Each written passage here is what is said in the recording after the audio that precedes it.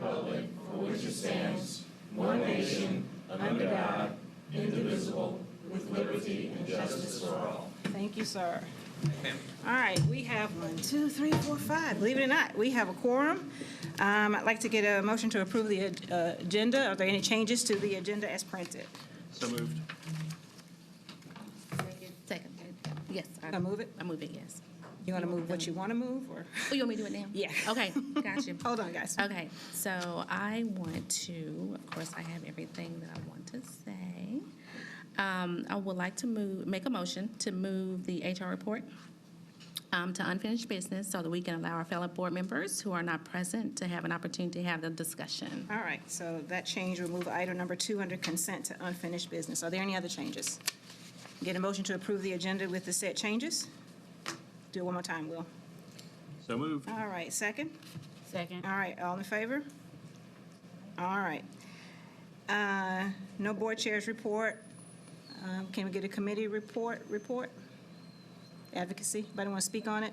I'll speak on it. Go ahead. We met briefly with the advocacy committee. This is a newly formed committee convened to really help us put out the narrative that MNPS needs more resources and how community members can wrap their arms around us and really help support our students. So we talked briefly about, or we looked very quickly at comparing how Metro Nashville uses their budget versus how MNPS uses ours. We saw that about 11% of the Metro government is considered central office, and MNPS about 3.56% of our budget is considered central office. So we just have been talking about how to get to council members, how to make sure that we're conveying the message that we are under-resourced and we would like more funding. We know that 40% seems like a lot, but when you're talking about the lives of children, we would ask respectfully that they consider providing us more funding. So we talked about that. Look forward to having more meetings, especially as we get into budget season. Thank you.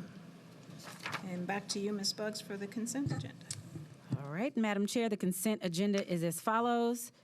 Item 1A, recommended approval of request number 1 for large scope projects at various schools. Hunters Lane High School auditorium lighting renovation, Orion Building Corporation. 1B, recommended approval of request number 2 for large scope projects at various schools. McGavick High School exterior stucco panel work, Orion Building Corporation. 1C, recommended approval of request number 1 for purchase of flooring products, Hillsborough High School additions and renovations, Mannington Commercial. 1D, recommended approval of request number 1 for masonry repairs, East Nashville Magnet High School Building B, Wasco Inc. 1E, recommended approval of request number 1 for cooling tower replacements, Meg's Middle Magnet School, REA Inc. 1F, recommended approval of request number 2 for cooling tower replacement, Whites Creek High School, REA Inc. 1G, recommended approval of request number 4 for small scope projects at various schools, Antioch Middle School football field, Bowmar Construction Company. 1H, recommended approval of request number 1 for chiller replacement, Whites Creek High School, Train. 1J, awarding of purchases and contracts. 1I, A, Action Air HVAC, Inc. I2, Advanced Mechanical Contractors, Inc. I3, American Logistics Company, LLC. I4, Barnes & Noble. I5, Bernard MCC. I6, Bry Mack and Associates. I7, Daikin Applied. 1-8, Dell Marketing LP. I9, Demand Mechanical. I10, Liberty HVAC and Energy Services. I11, McGraw-Hill School Edition LLC. McGraw-Hill School Education, LLC. I-12, Mechanical Resource Group, LLC, with 2 contracts. I-13, Mobile Fixture and Equipment Co. I-14, REA Controls, Inc.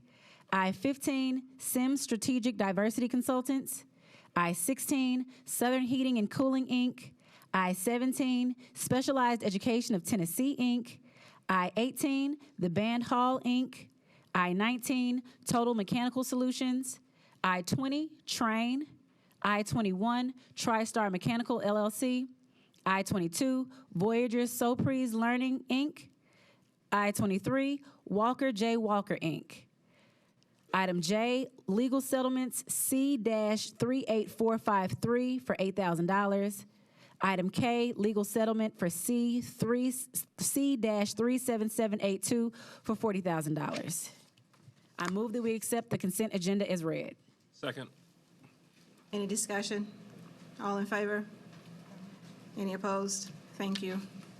And guess what? That's the end of the business on the agenda. Any announcements? Ms. Walker? It's Read Across America Week. I'm assuming everybody here is going to read at a school this week, right?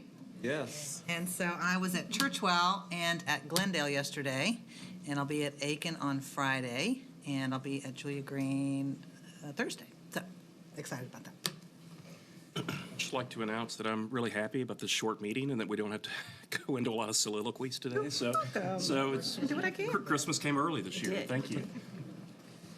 Yes, it is Read Me Week. I had the pleasure of also speaking at Churchwell yesterday and Ida B. Wells today. Ida B. Wells is still looking for community members, so if you have just about 15 minutes, they would love to have you. They're at the old Caldwell building in East Nashville off Meridian. Also, on Thursday will be another one of my community meetings where I've partnered with the district. So, Dr. Damon Cathy, thank you so much for hosting this and for being a part of it. The Stratford Pack will be there, and this will be held at in the Stratford Library on the second floor at 6:00 p.m. We will have a question and answer session. We will be discussing the budget. I will have business cards if you would rather meet offline. We also have other community meetings. We'll just be posting them on the website and, of course, on other social media outlets. Mrs. Bush? Yes, Read Across American Week, it was really great. I got a chance to go to Paragon Mills Elementary School today. It was amazing. Those little kindergartners were just so exciting, and it was so exciting to read to them. They were just amazing students. I also had an opportunity to present Miss Ashley Wiley. She is the Teacher of the Year there, and I got a chance to sign her certificate and present that to her, so it was really great to be a part of those students' lives today. Thank you.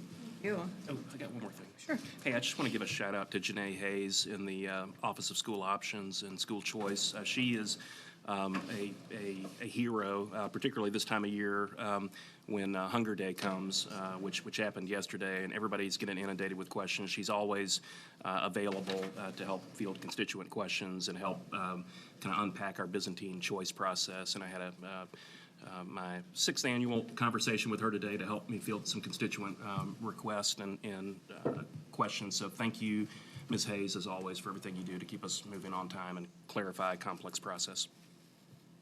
Thank you very much. And I want to, since we're thanking people, Mr. Queen, who helped me out with a very important and urgent situation with a parent and one of our students. And I just want you to know that my message to you through her is thank you very much for handling it so expeditiously, and all is well. And so I really, really appreciate you. Thank you so much. And with that, Ms. Walker? Be there no further business. This meeting is adjourned. You didn't even have to write that down. I How about appreciate it? that. All right, so does anybody need a break? It's only been 10 minutes. All right, good. We're going to move directly into our work session. Are we moving down? We're going where? Work session for Yes. Oh, thank you. Thank you.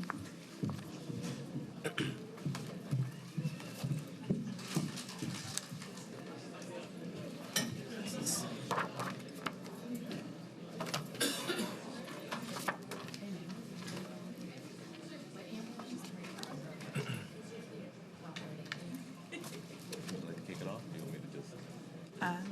I will. So, you saw on the agenda, and there's actually a piece of an agenda that says HR review. So you all will recall that the board several months ago entered into a client attorney a relationship with Bone McAllister to do a review of the HR department and make some recommendations. And so the initial request was for an audit, which eventually turned into an investigation because of some expansion of the scope of that work. So the report was made public not at the request of the board, because we have not waived the privilege of that report as a board. But because the report was out there, administration proactively pulled it down, took a look at the recommendations, and at my request, went ahead and created a response to the recommendations in the report, so to the audit portion of the report. Those recommendations as a result of Bone McAllister's review, again, of HR practices and policy. So at this point, I'll turn it over to Dr. Joseph, who will introduce the presentation. Thank you, Dr. Gentry. Tonight, you will receive an update on our Human Resources Department's work. And board members, if you look at the packets that you have the presentation in front of you.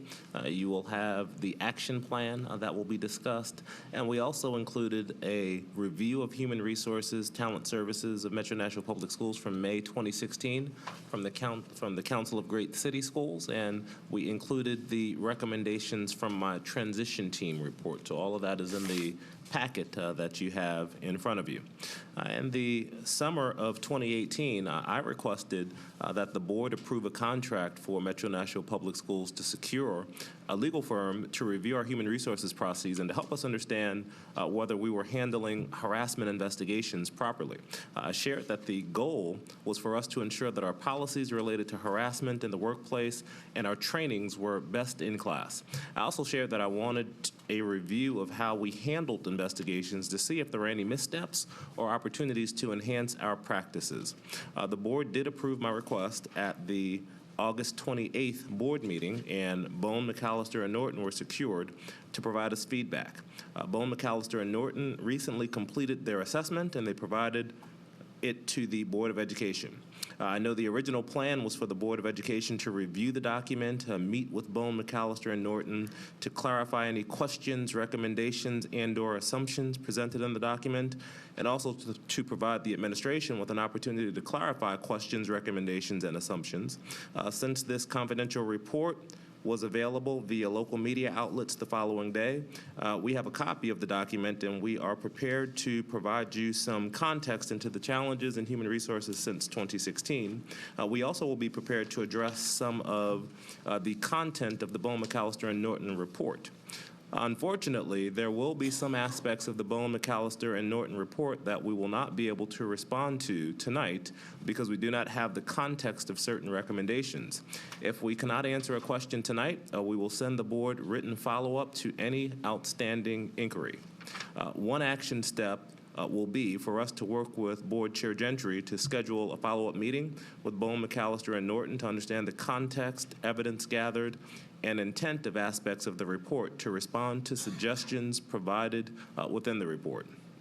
I will now turn the floor over to Mrs. Deborah Story, our Chief Human Resources Officer. Before I give Mrs. Story the floor, I just want to publicly thank her for all of the work that she's done since September of 2016 to move our Human Resources Department forward. As you all may know, Mrs. Story has been a human resources professional for over 30 years.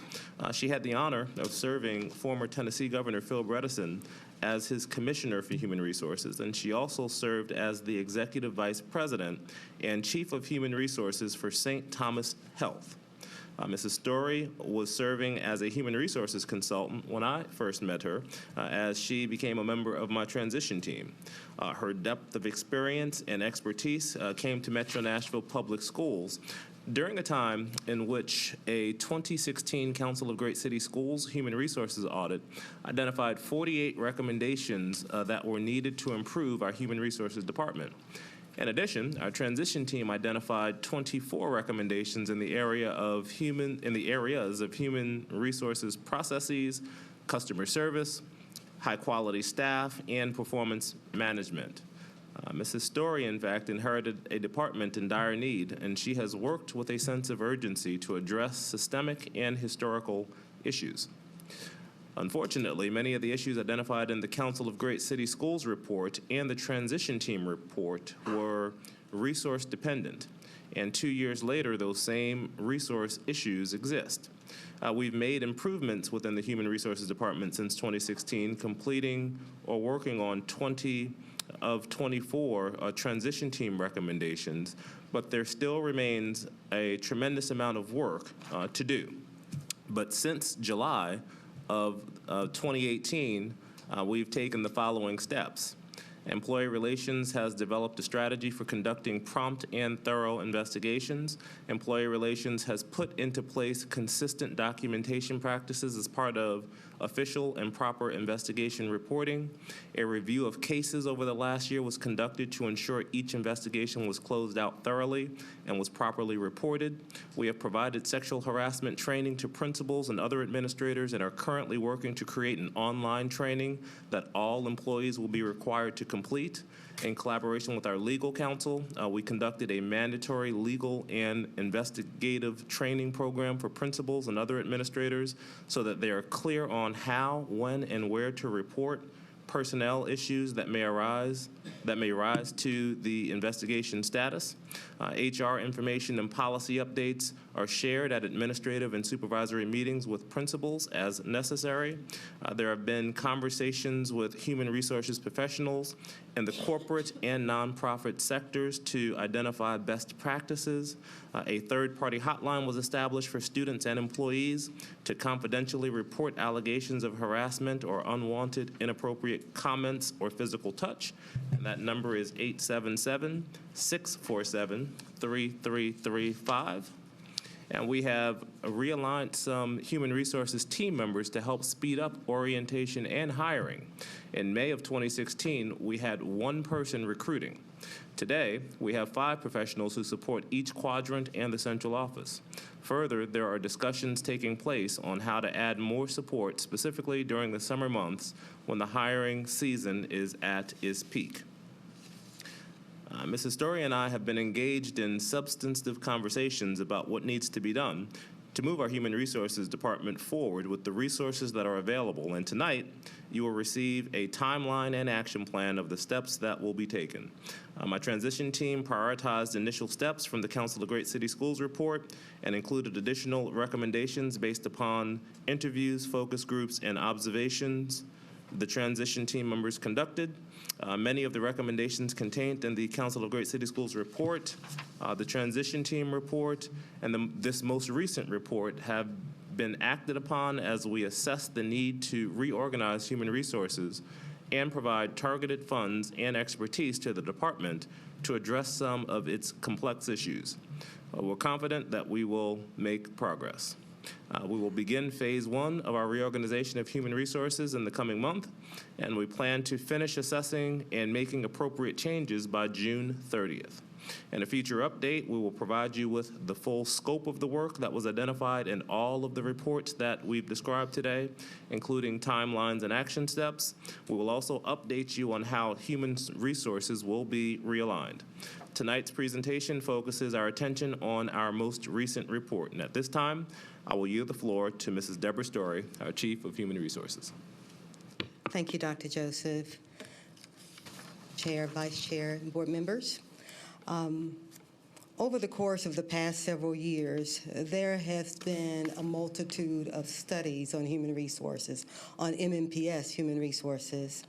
I began my tenure here focused on implementing the transition team's recommendations, which encompass some of the features that were also in the Council on Great City Schools report. I'm focusing here on the most recent work, which looked at how we handle investigations and our policies related to investigations. I will address 5 areas that are the subject of the Bone-McAllister report. The Human Resources Division has spent the last 2.5 years reviewing and modernizing its policies and procedures. Although we still have more work to do, we are pleased that the recent legal review of the board's policies and procedures found that they are properly up to date. Over 250 employees are charged with conducting investigations across the district. That includes all principals, central office leaders, and 2.5 employees in employee relations. Getting consistency across all of these people requires training, tools, and monitoring. This fall, we overhauled our training to provide our leaders with the knowledge and the resources that they need. To date, over 280 principals, assistant principals, and central office leaders have completed this training. And you all have in front of you a copy of the handout that was given to all those who attended. Going forward, we will require all new leaders to receive this training within 90 days of the time that they assume their new role.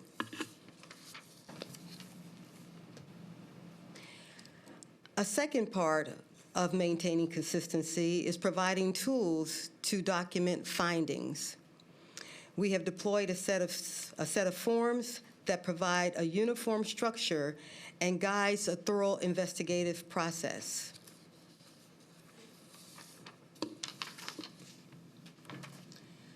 The third component of ensuring consistent investigations is the routine monitoring of ongoing work. We are still taking steps to formalize our quality assurance efforts. One step is to develop a file content checklist, which will be used to audit the investigative files compiled by our leaders. These audits will be randomly conducted, and in addition, we will officially dedicate more staff to quality assurance.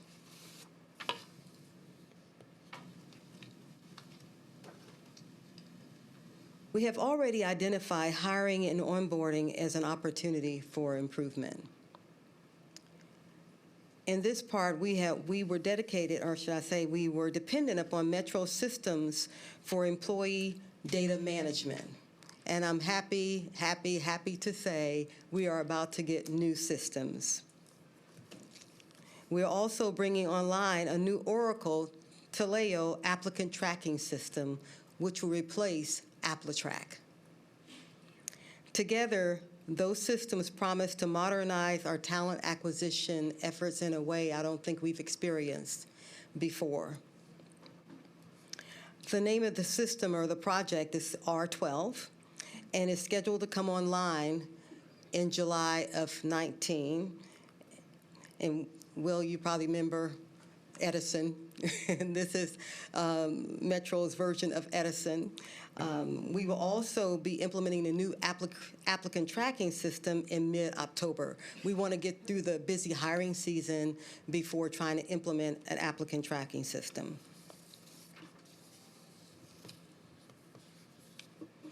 Administrative leaves. The report suggests that we adhere to a very strict 3-day administrative leave process when an employee is under investigation. Then it recommends that after that 3-day period has passed, that the employee moves to non-pay status. Although we would prefer to be able to move swiftly with all of our investigations, the fact is that investigations are often complex and require a longer period of time.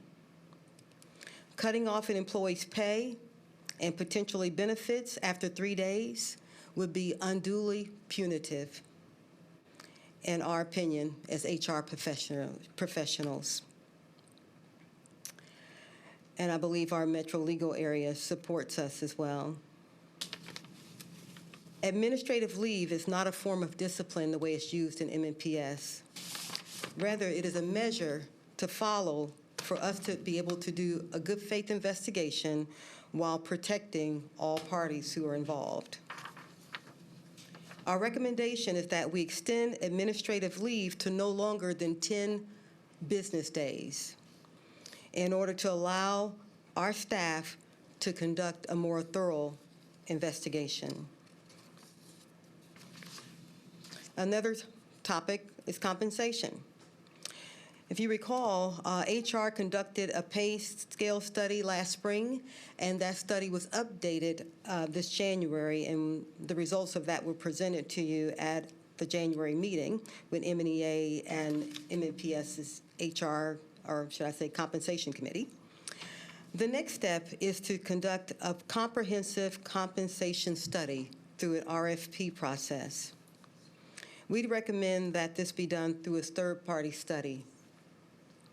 We further recommend convening a joint committee of MNPS, the Mayor's Office, and Metro Council, and the Metro Council to discuss compensation. Solving the challenges that have confronted our district's HR division, which I lead, will have a deep and positive impact on our people, our employees. We are committed to getting it right and pursuing our plan of action. And I believe you may have a copy of the things we're committing to accomplish. Okay. And I'd open it up for questions. Thank you, Dr. Joseph. Thank you, Ms. Story. Ms. Story, just to level set for a minute, how many employees do we have in the department? In our department, just shy of 60. Okay. And I'm going to ask you an historical question to put more perspective on this. Do you recall when you're at the state Department of Human Resources, how many employees were there in that department? When I first got there, 120. When I left, it was like 99. Okay. Because we went through the voluntary buyout, and I lost quite a few people. Okay. So the reason I'm asking the question is I think perspective matters in all of these conversations, and people lose sight of the fact that this school system is the fourth largest employer in Middle Tennessee, behind only the state of Tennessee, where you worked previously and I worked previously, behind Vanderbilt University and Vanderbilt University Medical Center and the federal government. And I think resources matter. I mean, it does not excuse the fact that, incidents happen and we need to be mindful and move swiftly to deal with them. But we also need to have the resources in order to effectively manage an HR system in the fourth largest employer in the Nashville area. I also want to just, again, in the interest of providing perspective here, the 2016 report from the Council of the Great City Schools that we received in May of 2016, coincidentally the same month that we hired Dr. Joseph, said in bold italics that the district does not appear to have a strategic design or direction, and critical responsibilities are dispersed throughout the organization, resulting in inertia and a lack of accountability. That is something we didn't know, frankly, those of us who were on the board at that time, until the council proffered that report. So, Dr. Joseph, I want to, apologize, for lack of a better word. You walked into a god-awful mess, and you all have done your very best under limited resources and a lot of other kind of competing issues to try to fix it. Everything's not been perfect, and I want to just acknowledge that we'd all like to move faster, but let's be honest about the reality of what was inherited here and where we need to go next. The other thing is it took a void of leadership, if you will, a previous superintendent who left in order for us to get clear visibility into what was going on in the department through this Council of the Great City Schools report, and the fact that Dr. Joseph and the board last year were not only accepting but willing and ready to kind of commission an independent examination in terms of figuring out what to do next is different than anything that we've had in the school system in the past. So it's a big bureaucracy. It's like a battleship. You can't turn it overnight or even in a year or two. We need to keep at it, but I'm heartened by the willingness to recognize where the issues are, and I'm willing and ready. I hope the other board members are, to fight for the resources that it's going to take to help give you guys the tools and support you need to get the job done. So thank you very much. Thank you. So, a couple of questions. So, I'm assuming that your team looked at this report from Council of Great City Schools. Yes. It has 21 recommendations. Can you talk a little bit about the process that your team undertook to address some of these recommendations? Well, let me say first that the team had not seen the report until I got there. And you got there when? In September of 16. Right. So Yeah. when you got there, Yeah, so we shared it with the chamber and also with our employees. And then it was a matter of setting some priorities. And then we set priorities. Each division head, and maybe call them team heads, had priorities. And so every month they would have to update what things did they do towards reaching those goals. And what we had a lot going on aside from the things that needed to be corrected. We were in the process of implementing Chronos, which was as our swipe. Yeah, that was being implemented my first year there. So that was a big one that I won't soon forget, but it went off without a hitch. It went very smoothly. But we basically would have them, we went through the report, people would note their goals, and then I would monitor them every month. And then I would also add around that time, with the transition team report coming in, the transition team report looked at the Council of Great City Schools work, and also they did their own focus groups, interviews, and observations of the department. And we had a combination of experts from local, state, and national on that team looking at it. And what they did was my charge to Ms. Story was to start with prioritizing the transition team results, which encompassed some of this and a lot of other stuff as we touched through. I mean, because there was just so much going on, we just thought it would be effective for momentum to prioritize some short-term, long-term goals, particularly because I know I think I saw this report maybe as a part of the transition team. I didn't know. No one gave it to me in May when I came. But when I came, I believe we had 400 teacher vacancies, and there were a lot of central office vacancies, and that's why I came that following Monday to start work, because I saw we had 32 principal vacancies and 400 teacher vacancies, and we were transitioning into I think we had a new software system coming in, and lots of other things happening, and I just my mind started spinning, just saying, oh my goodness, school opens in 2 months. So we actually just prioritized the transition work as we were going first, just to get some momentum and to put a structure of short-term, long-term recommendations in. Because when I did finally meet with Deborah, and Deborah was probably the one who sat me down and showed me that the council had a report, one of the things I was concerned about was a lot of the recommendations were resource, they would cost a lot of resource. They talked about, the transition of the technology and software and things of that nature. And we just didn't have the resource to do that. So we really sat down and said, well, what can we do in terms of process, in terms of the 4 areas of the transition report? I said, let's start there because that'll get us going. But then we can't lose this because these are problems that will continue to be there until we have the ability to fix them. And I know in those first 2 budgets that we presented, I tried to address some of the issues that were in the report in the budget, but when we had to come back and cut both years, we prioritized our kids in schools first at the expense of the need that we knew existed in human resources. Thank you. So the suggestion to have a 10-day administrative leave, is that paid or unpaid? That would be paid. Mm-hmm. Okay. And can you talk a little bit more about the compensation, a compensation study, what the sort of the goal there is? Okay. We've audited, I'm assuming, compensation? We have a sense part of the study would be to audit our existing job descriptions, where positions are placed on the scale. So the scales will be fixed. The scales are good. So what they'd be coming in and doing is making benchmarking jobs to determine if those particular jobs are being paid appropriately, and then comparing those positions to like positions across the district. So it would be a pretty detailed and very involved study to ensure, so at the end of the day, people's positions should be graded appropriately, and salaries should be where they should be appropriately.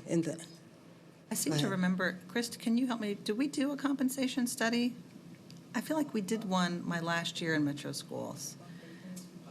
I remember there was benchmarking around titles and job responsibilities. I don't know if it'd be worth it to. It wasn't a comprehensive compensation Okay.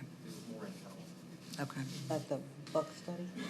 Yeah, one of the things that we immediately identified when in 2016 when we came in was the fact that we had two scales, and those two scales date back at least to 2006, and I didn't understand the rationale or reason how those things happened, but it existed since at least 2006, and what I do know, and we've seen around the country, is when you have an under-resourced school district and you're continuously cutting positions in central office, as is the case, the work itself doesn't change. So you're cutting people and you're giving people more responsibility.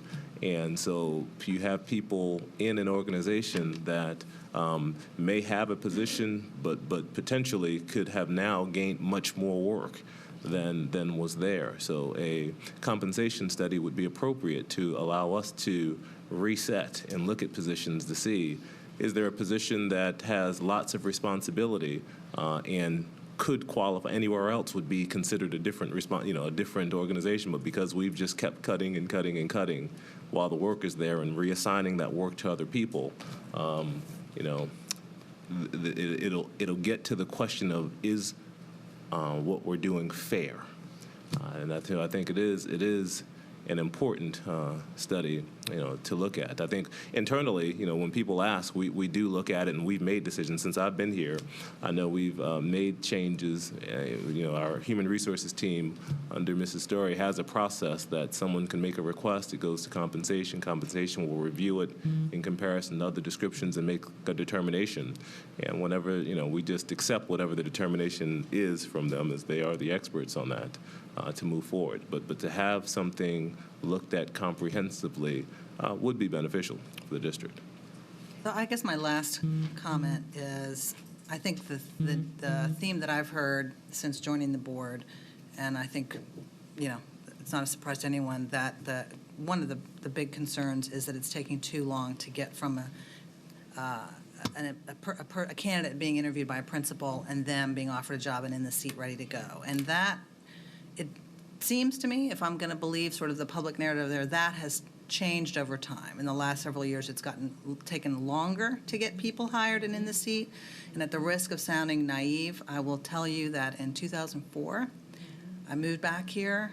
I made sure my license was up to date. I went to HR. I said, I want to apply for a Spanish job. They said, hold on. They said, go to Overton right now. I literally drove to Overton, interviewed with Monica Dillard, for people in the house who remember Monica Dillard. I went to lunch by myself at a restaurant in Green Hills. I was offered the job by noon by HR. Great. That I just can't imagine, and I know maybe that's an exception, but how can we get to a place where a principal is not losing candidates because we somehow can't get our ducks in a row on making an offer? I don't understand, what seems to be the challenge there. Systems? So we have to prioritize that, because our most important job is to put teachers in classrooms. And if we are losing teachers in other districts because we are taking too long, then I'm telling you, the principals that I hear from, to say we're under-resourced is not good enough, right? We have to solve it. I agree, and this new system that we're going to be getting in the fall will help us tremendously. I just want to be careful about talking too much about a system, but the system that we have today is very cumbersome. Our system don't talk to each other, and so we have delays as it moves from one stage to the other. It's slow. There's a lot of pressing of buttons. It's not ideal. And as a result, we tried last summer to put more people on, let them get into the system to move people more quickly. We created more of a problem than we solved, because when we allowed multiple people to work a queue, it confused the system and things got really bad. So we had to say, no, stay out, reboot the system, and then we just had the talent acquisition partners work them through.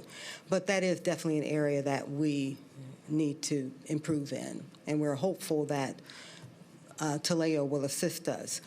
but that won't be until October. So we're already thinking What's the about how do we plan? get through, Yeah, right. this, we're already having meetings about how are we going to keep things moving more smoothly this year than they did last year. Are you done, Ms. Walker? And Ms. there Buxton, was a then. question, Rachel, wanted to know, would this compensation study be for all staff and employees? And that question, that would be yes. I suspect what we'd probably do is do it in phases, because to do it all at once is going to be extremely expensive and perhaps even disruptive. So we might want to consider doing it in phases. That's just a thought. Ms. Bugs and then Mr. Pinkston. At the community meetings this past week, one of the parents in the audience brought up the cuts that were made to central office last year. Were there HR cuts made last year? That's the first question. And then secondly, how can we help right now with whatever you all are doing to prepare for next fall, considering that Taleo won't be online until October? Yes, we did. We eliminated 3 positions in HR, senior level positions. We vowed as a leadership team we were not going to balance the budget on the back of our lowest paid employees. We did do that. And as far as what you can help, we will be putting forth a request for 2 recruiters. And what I didn't mention is that 2.5 employee relations employees, that half is an unbudgeted retiree who used to be in employee relations who came back and is working with us part-time. We really need that half a person, and we've put that in the budget as well. Mr. Pinkston? Yeah, no, I appreciate Ms. Pupo Walker's comments about her personal experience. Again, I just kind of want to remind everybody that perspective matters here. 2004, while it may seem like yesterday to some of us, it was a long time ago in the history of this organization. Even since I joined the board in 2012, enrollment has grown by more than 20%. So you track back to 15 years ago, it was a much smaller and much less complicated organization then.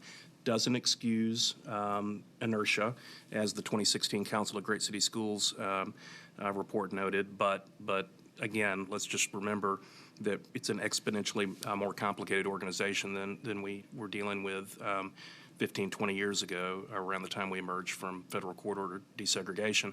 The other thing I wanted to mention in the category perspective, for anybody who's watching at home or anybody in the audience who cares, when I said we're the 4th largest employer in the Nashville area, the specific number is we have 10,920 employees, plus the 9 board members, so 10,929, I guess. And that's just a huge undertaking that probably has grown by 20%. It's not grown by 20% the same way enrollment has, but it should have. Mm-hmm. I just in the same way, I believe we're a chronically underfunded school system because of lack of inadequate state funding, or lack of adequate state funding, and we have a lack of adequate local funding. I do believe it's fundamentally a resource issue. It is a leadership issue too, because you have to be able to implement those resources the right way. But I have confidence that you guys can do it. So let's go make the argument for what we need. And I do think there are things that we can do, Ms. Pupo Walker. I know in other districts I've been in, what they've done is as they've brought people on and sent people out to schools, they've done a paper process just to get people in faster, and then had someone behind the scenes, working through like deep into the night, just getting the stuff in and caught up. But the user, the person who's hiring, had no idea that they weren't necessarily in the system yet, and but then they created some glitches though in terms of not getting your email and things of that nature, because you're not effectively in the system even though they're in the school. But principals were okay because the people were there, they had them, they hired them, and we just had to catch up on the paperwork. So the criticism was they don't have an email. It's like, yeah, but you got them. Instead of it's like a trade-off. But we will sit down and work to figure out what can we do to, at least for the principals, when they hire somebody and want somebody, we make the offer, they get in, and then we figure out how we catch up on the backlog of the paperwork and on the back end. If that's the case, we can solve that problem. It's a technical problem, that can be solved, and we will be committed to doing it. We even spoke just last week. Do we go back to paper? And that's going to be a heavy burden for the downstream people to re-enter information from a piece of paper. But, those were good old days. Things did go a lot faster when you just filled out a piece of paper and submitted it. But now that we have these systems, it should be more efficient and effective, but right now it's not. But we're hopeful that it will be come next fall. Mrs. Bush? Oh, yes. I'm going to be a while.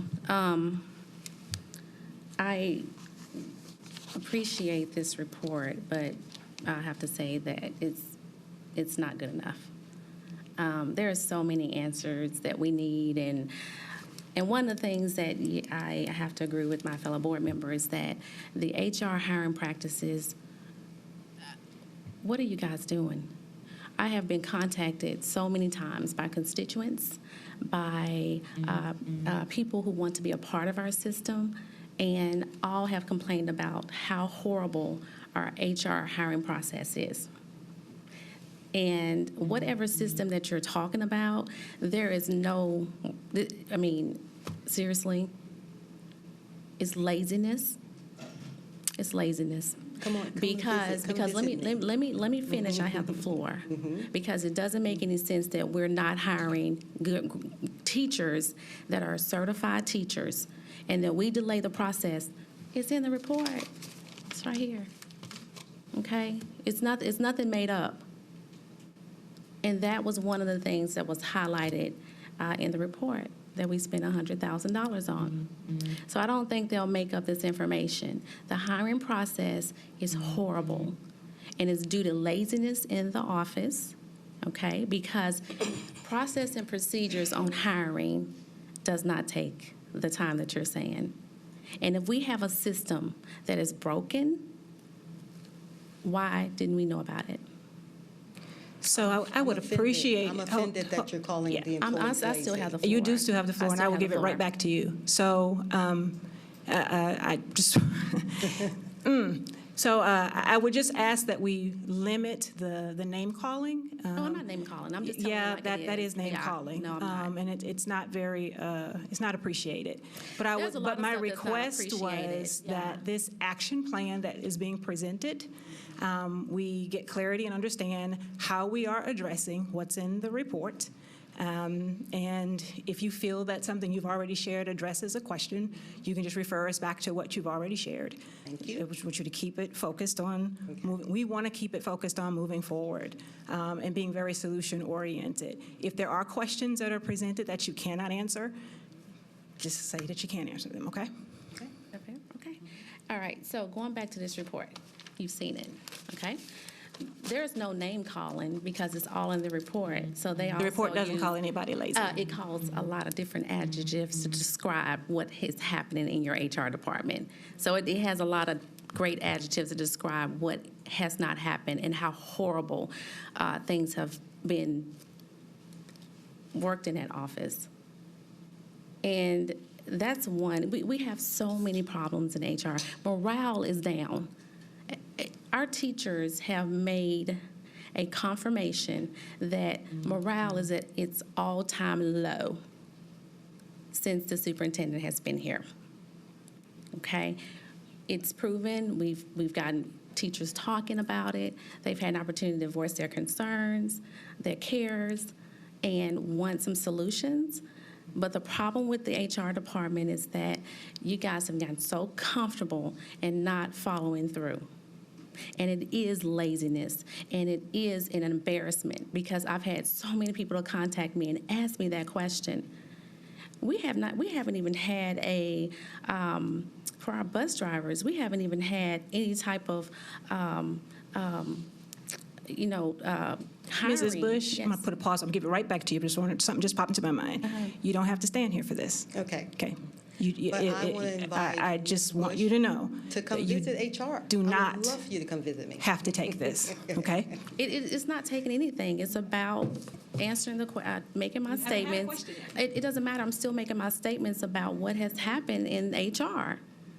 It is what it is, what we're saying. And as far as inheritance.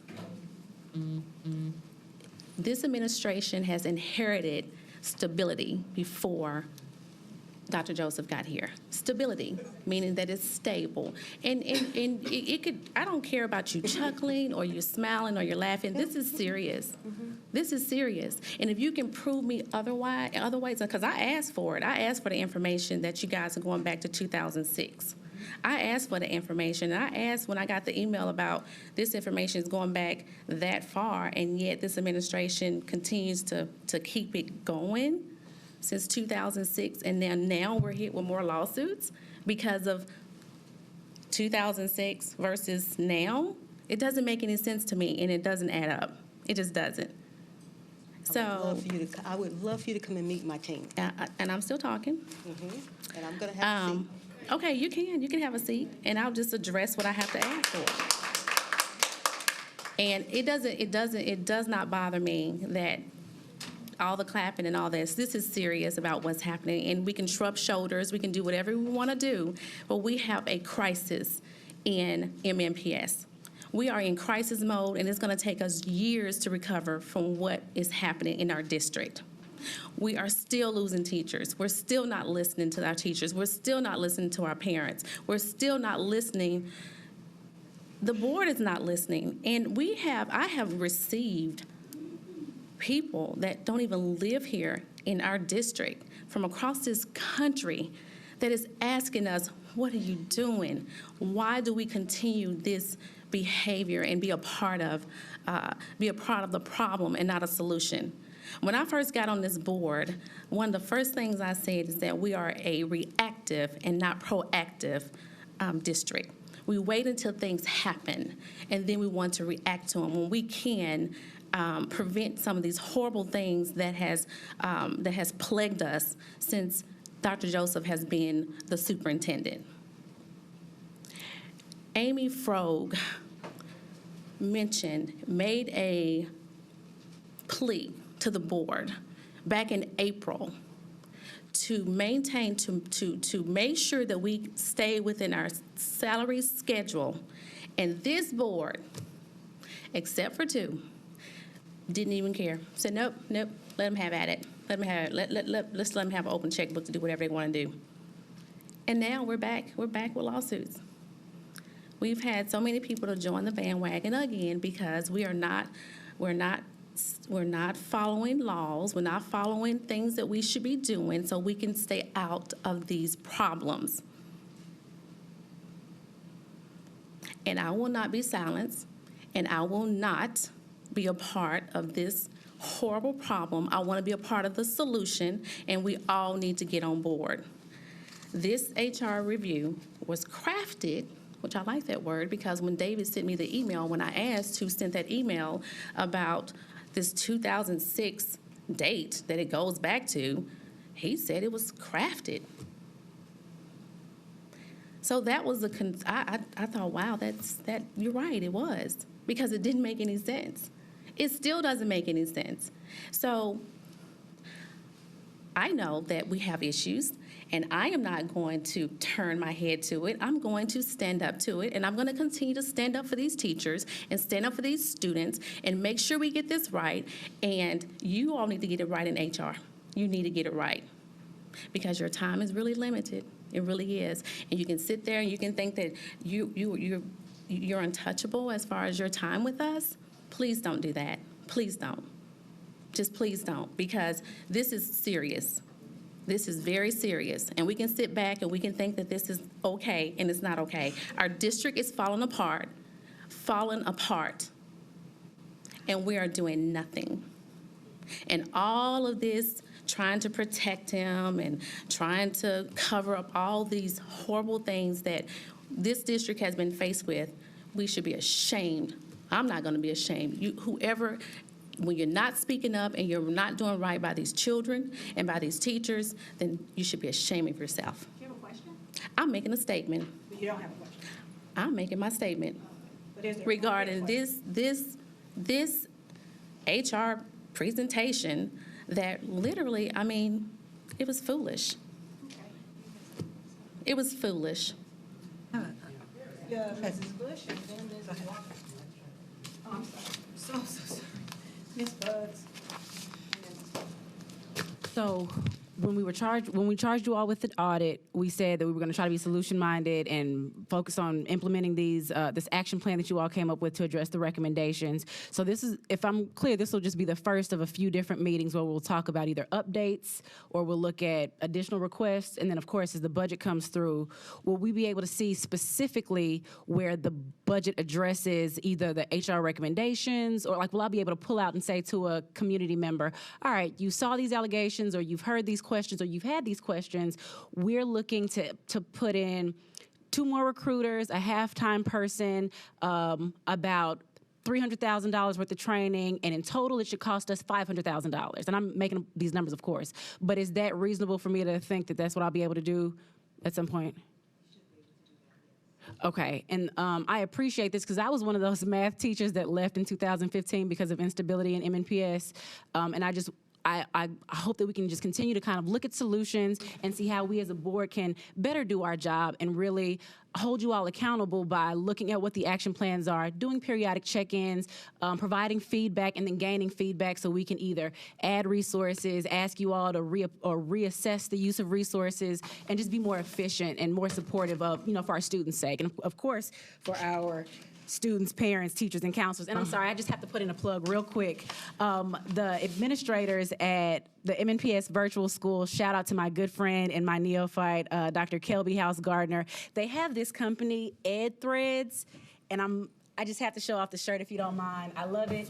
They have other little shirts like this. Please find them online, visit them. I'm not sure of the website off the top of my head, but I will plug you all next week into these. So support MNPS. Like virtual cronyism, school. you need to say. Yeah. Okay, go ahead. I just want to say to Ms. Story that I apologize for the behavior of my colleague, and this is not personal. This is about solving problems, and I want you to know that I don't characterize the work you and your team do in that manner. What we care about is getting it right. I know that's what you care about, and sometimes that takes hard conversations, but I think we need to model the language and the demeanor that we expect of our students and of our faculty. And if I had a teacher talk to my child and call them names, I would have a problem with that. And so I want you to know that we see that you're trying to resolve this. We're going to hold your feet to the fire like we hold every teacher's feet to the fire, right? But this is about solutions, and so I just wanted to say that. And you don't have to Can I add a wait a minute, couple I'm going to respond to what you just said. I have a couple of comments I just want to add before I forget. Okay. One was around, so the comment about systems, and I know you know this, and this goes along, I think, with Mrs. Walker's sort of urging of sense of urgency. And so what I don't ever want us to do is use our internal bad practices as reasons why everybody else has to adjust. I mean, I know it's hard. Guys, you know that I know it's hard. But we've got to find a way to keep the problems internal and keep them from trickling down to our teachers and to our principals and to the schools. We've got to find a way. So if that requires putting some stuff on paper and hiring some keyers, keyboardists to come in at night and get them in while we're getting the system, then we do what we have to do. I would rather spend the money on that than an audit of an audit, okay? The second thing to Mrs. I'm gonna get it right this time, Ms. Buggs' comment was just to be very clear on what you need, right? And I was very adamant about this when under a couple of mayors ago, when we had the debate on the board, do we ask for what we know will get approved, or do we ask for what we need? We should always ask for what we need, okay, and be very clear about that. I would also just urge with regards to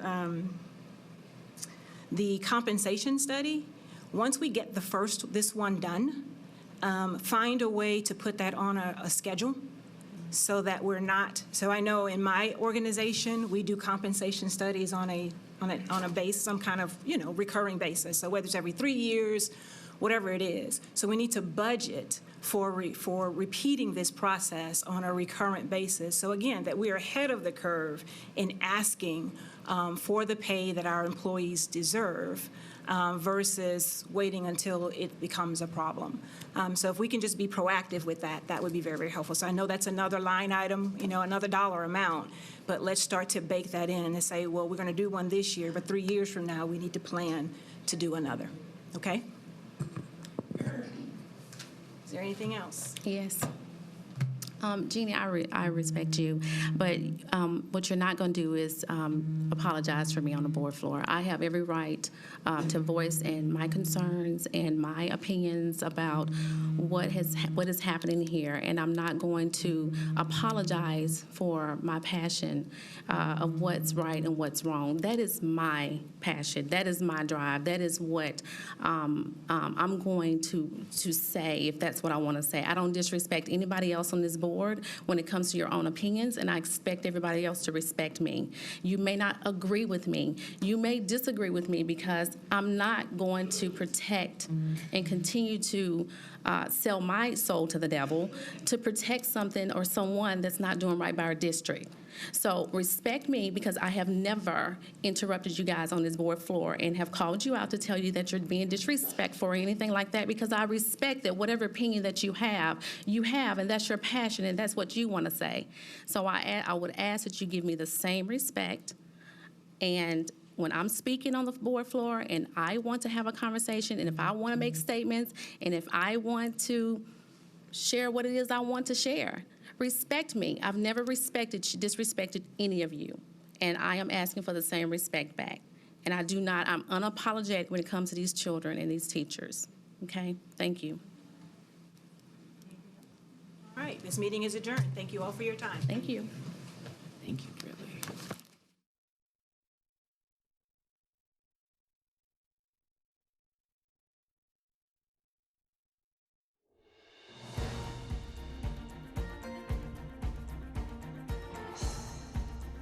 This has been a service of the Metro Nashville Network. If you would like to see this presentation again, or for more information about this and other programs, visit nashville.gov.